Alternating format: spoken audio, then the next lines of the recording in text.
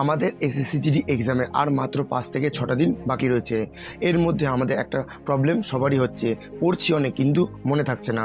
তাহলে তোমরা আমার রিভিশনের এই 4টি স্টেপ ফলো করো। প্রথম স্টেপ হলো 24 আওয়ার্স রুল। আজ যা পড়বে সেই পড়াটা 24 ঘন্টার মধ্যে তোমাকে একবার রিভিশন করতেই হবে। দ্বিতীয় স্টেপ হলো অ্যাক্টিভ রিকল। রাতে ঘুমানোর আগে চোখ বন্ধ করে একবার তোমার মাইন্ডটাকে রিকল করো যে আজকে তুমি কি পড়েছিলে, কোন কোন কোশ্চেনগুলো তোমার আটকে ছিল, কোন কোন চ্যাপ্টারে তোমার প্রবলেম সৃষ্টি হয়েছে আর কোন কোন চ্যাপ্টারগুলো তোমার ইজি লেগেছে।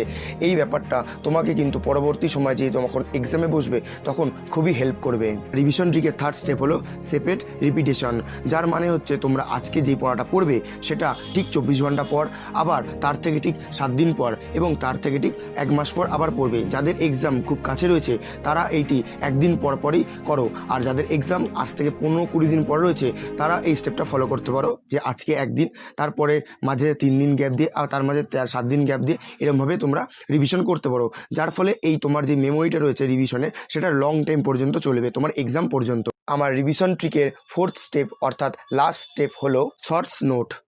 পুরো বই পড়ার কোনো দরকার নেই, তোমরা তোমাদের এখনও পর্যন্ত যে ছোট ছোট নোটগুলো বানিয়ে রেখেছো সেগুলি বারবার করে রিভিশন করো এবং সেগুলিকেই বারবার করে পড়ো।